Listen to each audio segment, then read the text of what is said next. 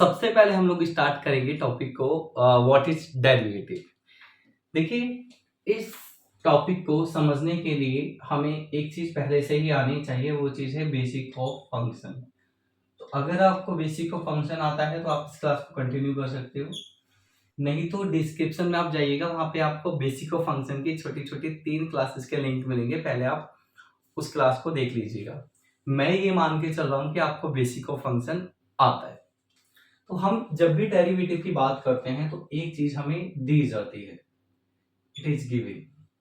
क्या दिया जाता है? आपको दिया जाता है कोई एक फंक्शन, ठीक है। जैसे कि हम लोग फंक्शन के बेसिक में समझ चुके हैं कि आमतौर पे हम फंक्शन को डिनोट करते हैं इस तरीके से, is y is the function of x। यहाँ पे आपको पता है कि आपका जो y है इट इज डिपेंडेंट वेरिएबल और आपका जो x है इट इज इंडिपेंडेंट वेरिएबल। हमें इकोनॉमिक्स में काफी तरह के फंक्शन दिए जाते हैं, जैसे हमारे पास डिमांड फंक्शन होता है, for example it is 10 minus 2p। हमारे पास सप्लाई फंक्शन होता है, for example x is equal to 30 plus 1.5p।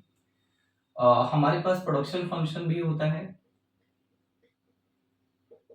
It is q is equal to a alpha k beta, ठीक। यूटिलिटी फंक्शन होता है, it is u is equal to a x alpha y beta. इसके अलावा हमारे पास और भी बहुत सारे फंक्शन हो सकते हैं, जैसे मान लीजिए कॉस्ट फंक्शन है, it is c is equal to 40 plus 10q। तो इन सभी फंक्शन में अगर आप देखोगे ना, कुछ डिपेंडेंट वेरिएबल है और कुछ इंडिपेंडेंट वेरिएबल है। फॉर एग्जांपल अगर हम डिमांड फंक्शन की बात करें तो मार्केट में अगर आप कोई चीज खरीदने जाते हो तो आपकी डिमांड क्या करती है? डिमांड किस पे डिपेंड करती है? डिमांड डिपेंड्स ऑन प्राइस, यानी पी। सिमिलरली अगर मान लीजिए आप बिजनेसमैन हो और आप किसी चीज की सप्लाई करते हो तो आपकी सप्लाई किस पे डिपेंड करती है? Again P.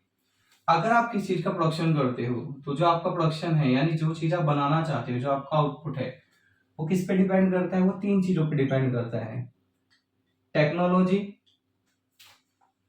Labour, capital. तो आपके फंक्शन में के कैपिटल है, एल लेबर है और ए हमने टेक्नोलॉजी मान ली है। इसी तरह से आपका जो यूटिलिटी फंक्शन है, ठीक है, आपकी जो यूटिलिटी है वो किस पे डिपेंड करती है? वो डिपेंड करती है आपके कंजम्पशन पे। तो यहाँ एक्स और वाई क्या है? एक्स और वाई वो कमोडिटी की यूनिट ऑफ कंजम्पशन है, जो चीज आप कंज्यूम कर रहे हो। कंजम्पशन ऑफ टू गुड्स, यहाँ पे एक्स और वाई क्या है? दो चीजें हैं, तो टू गुड्स। वैसे रियल लाइफ में बहुत सारी चीजें यूज करते हैं, बट हमने यहाँ पे एग्जांपल के लिए ले लिए। अब आप किसी चीज का प्रोडक्शन करते हैं तो प्रोडक्शन करने में कुछ खर्चा होता है, जिसको हम कॉस्ट कहते हैं। कॉस्ट किस पे डिपेंड करता है? क्यू। क्यू क्या है? आपका आउटपुट, यानी आप कितनी चीजें बनाओगे, कितनी यूनिट बनाओगे, इस पे डिपेंड करता है। अब मैंने यहाँ ये जो चीजें लिखी हैं, ये जितनी भी चीजें हैं, डिमांड, सप्लाई, यूटिलिटी, ये सब डिपेंडेंट वेरिएबल है। ये कैसे वेरिएबल है? डिपेंडेंट। इसके अलावा जैसे हमने यहाँ पे लिया है P labour, capital, technology, consumption of two goods या फिर आउटपुट, ये क्या है? ये है आपके इंडिपेंडेंट वेरिएबल। तो किसी भी फंक्शन में डिपेंडेंट वेरिएबल होता है, उसी फंक्शन में कुछ इंडिपेंडेंट वेरिएबल भी होते हैं। अब डेरिवेटिव का यहाँ पे क्या रोल है? देखो, जैसे आपको पता है, मान लीजिए टमाटर का जो प्राइस है, ठीक, वो इंक्रीज हो जाए तो आपको पता है जो टमाटर की डिमांड है वो डिक्रीज हो जाएगी। यानी रियल लाइफ में क्या होता है, जब भी इंडिपेंडेंट वेरिएबल में चेंज होता है तो इंडिपेंडेंट वेरिएबल में चेंज होने की वजह से डिपेंडेंट वेरिएबल में भी चेंज होता है ना। हम इकोनॉमिक्स में ये देखना चाहते हैं कि अगर आपकी इंडिपेंडेंट वेरिएबल में चेंज हो जाता है, ठीक है, तो इंडिपेंडेंट वेरिएबल की वजह से जो आपका डिपेंडेंट वेरिएबल है उसमें रेट ऑफ चेंज क्या होता है, यानी किस स्पीड से चेंज हो रहा है, क्या रेट है। तो जब आप इंडिपेंडेंट वेरिएबल की वजह से डिपेंडेंट वेरिएबल में होने वाले रेट ऑफ चेंज को देखते हो तो उसको ही हम लोग क्या बोलते हैं, इसको हम लोग बोलते हैं डेरिवेटिव। Is it clear? तो हमारे पास बहुत सारे फंक्शंस होते हैं, उन फंक्शन में जो भी इंडिपेंडेंट वेरिएबल है उसकी वजह से डिपेंडेंट वेरिएबल में जो रेट ऑफ चेंज है उसको हम लोग डेरिवेटिव कहते हैं। तो आप इसको नोट डाउन कर लीजिए, हम डेरिवेटिव की डेफिनेशन एक बार देख लेते हैं। डेफिनेशन ऑफ डेरिवेटिव, तो जैसे मैंने आपको बताया है इंडिपेंडेंट वेरिएबल में चेंज होने की वजह से डिपेंडेंट वेरिएबल में भी चेंज होता है। तो हम यहाँ पे क्या देखना चाहते हैं, आप कह सकते हो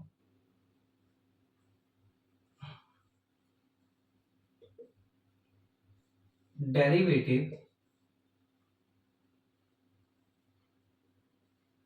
is the rate of change in dependent variable, जिसको आमतौर पे किससे डिनोट कर देते हैं, y से, ठीक है। Due to change in independent variable, जिसको आमतौर पे किससे डिनोट कर देते हैं, x से, ठीक है। अब हम लोग यहाँ पे जो ड्यू टू लिखते हैं, ड्यू टू की जगह आप ये भी लिख सकते हो विद रेस्पेक्ट टू, और हम लोग इसको शॉर्ट में लिख देते हैं WRT, ठीक है। अब अगर आप लोग देखोगे आपका जो y है, बेसिकली y क्या है, फंक्शन। तो हम लोग कई बार जो डेफिनेशन देंगे तो आप डेफिनेशन में ये भी लिख सकते हो derivative is the rate of change in dependent variable की जगह आप लिख सकते हो फंक्शन, बाकी यही रहेगा। तो क्योंकि y और फंक्शन एक ही बात है, तो आई थिंक आपको ये पता चल गया डेरिवेटिव क्या है। अब बात ये आती है कि जो डेरिवेटिव है, डेरिवेटिव का नोटेशन क्या है। तो हम डेरिवेटिव को डेफिनेशन की बात, क्योंकि मैथ में हमारे पास जो भी चीज होती है हम हर चीज को एक नोटेशन देते हैं, नोटेशन ऑफ डेरिवेटिव। देखो डेरिवेटिव के वैसे अलग अलग मैथमेटिशियन लोगों ने अलग अलग नोटेशन दिए हैं, बट मैं पहले आपके साथ एक जनरल नोटेशन यूज कर रहा हूँ, ठीक है। तो अगर मुझे लिखना है rate of change in derivative, sorry in dependent variable, तो डेरिवेटिव का जो नोटेशन होता है, जैसे मुझे अगर इसका डेरिवेटिव लेना है, इसका नोटेशन ये है, इसको आप क्या पढ़ोगे, it is derivative of y with respect to x। Is it clear? या आप इसको ये भी बोल सकते हो rate of change in y with respect to x। तो ये किसका नोटेशन है, ये डेरिवेटिव का नोटेशन है या फिर ये रेट ऑफ चेंज का नोटेशन है, ठीक। जैसे y के लिए हमने ले लिया है, इसी तरह से अगर मैं इसकी राइट साइड की बात करूं तो इसको आप ऐसे लिखोगे, ठीक है। इसका मतलब क्या है, इसका मतलब है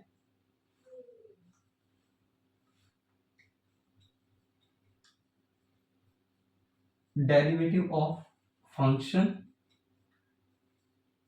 विद रेस्पेक्ट टू x, या आप कह सकते हो rate of change in function with respect to x। तो आई थिंक आपको ये बात समझ में आ गई होगी कि डेरिवेटिव क्या होते हैं और डेरिवेटिव का जो नोटेशन है, डेरिवेटिव का नोटेशन क्या होता है, ठीक है। अब जैसे हमने बात करी कि ये जो नोटेशन है डेरिवेटिव का जनरल नोटेशन है, लेकिन इस नोटेशन के अलावा कुछ और नोटेशन भी होते हैं। हमारे पास 3 और नोटेशन है, वो आपकी स्क्रीन पर देख लो।